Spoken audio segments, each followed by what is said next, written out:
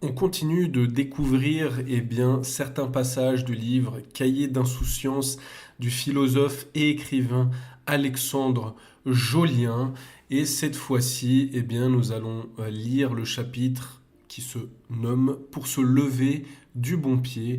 Et on commence modestement avec une citation de Friedrich Nietzsche, Humain, trop humain. La première pensée de la journée, le meilleur moyen de commencer chaque journée est de réfléchir à son réveil si l'on ne peut pas ce jour-là faire plaisir au moins à quelqu'un. Si cela pouvait être admis pour remplacer l'habitude religieuse de la prière, les autres hommes auraient un avantage à ce changement. C'est une très belle et pertinente proposition, me semble-t-il, de Friedrich Nietzsche. Et oui, tous les matins, demandez-vous à qui vous pouvez faire plaisir. Si vous n'êtes par exemple pas seul à la maison et que vous avez une famille, des enfants, une femme, un chien, peu importe, ça devrait être assez facile. Et même si ce n'est pas le cas, il y a plein de gens à l'extérieur, au travail, que vous pouvez appeler ou quoi, qui ne diront pas non à un peu de soutien, un petit mot sympa, à une petite action sympa. Voilà, vous n'endormirez que mieux, me semble-t-il, le soir.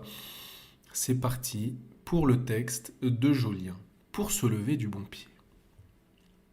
Attaquer chaque journée en s'ajustant, se centrant, se décentrant, pour mieux épauler l'autre et lui prodiguer un soutien sur mesure. S'engager, faire plaisir au moins à quelqu'un.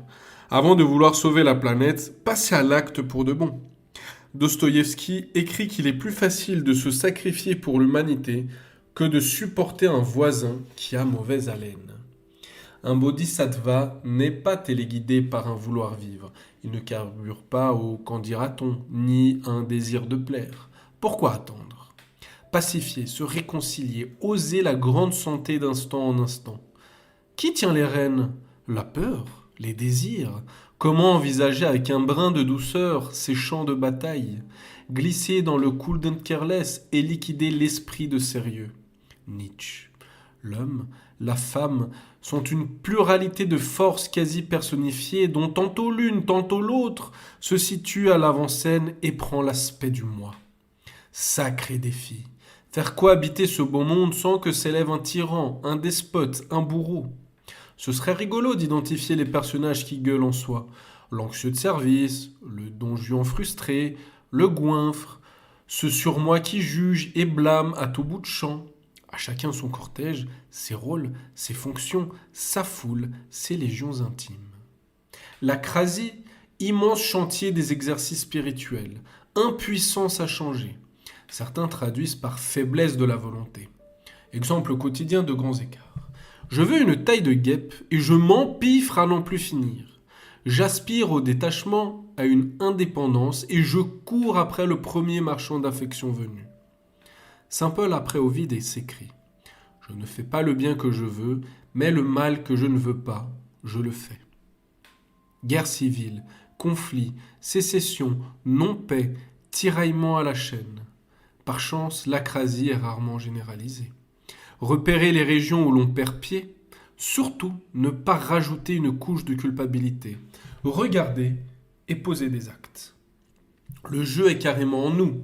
Si je prête l'oreille, j'entends le gamin abandonné hurler au fin fond de l'internat. Il appelle, crie à l'injustice. Et gueule d'autant plus fort que sur le moment, à l'heure des souffrances, il s'est tu par peur parce qu'il ne trouvait pas de cœur disposé à l'entendre. Accueillir l'angoisse, les cris, le manque qui s'élève de nos cavernes intérieures sans peur, sans jugement, tranquillement, si l'on peut. À quoi bon ce psychodrame ? Pourquoi un geste anodin a le pouvoir de me faire péter une durite ? Et cette débauche de rancœur qui me tient toute l'après-midi ? Banale histoire d'un peu d'amour-propre passé à tabac dans la supérette du coin. Généralement, le cadre est plutôt bienveillant, on s'y lâche, laissant libre cours à des passions essentiellement consuméristes. Mais même là, je me suis pris le chou. Rien n'est simple, tout est pratique. Un gars et son fils passent à la caisse, un sac sous le bras. Le vendeur, un brin lourdeau, jette un œil vers l'adolescent et tend un bonbon. À son père. « Tiens, mange, c'est bon ça. » J'ai eu envie de lui casser la figure, mais rien. Je lui ai même lâché un merci beaucoup, résigné. Dehors, cris et rage. J'ai balancé son bonbon sur la devanture de son épicerie. Ces mini-attaques, ces blessures narcissiques semblent réveiller un lointain sentiment d'injustice jamais digéré. Autodiagnostic à la Simone Weil.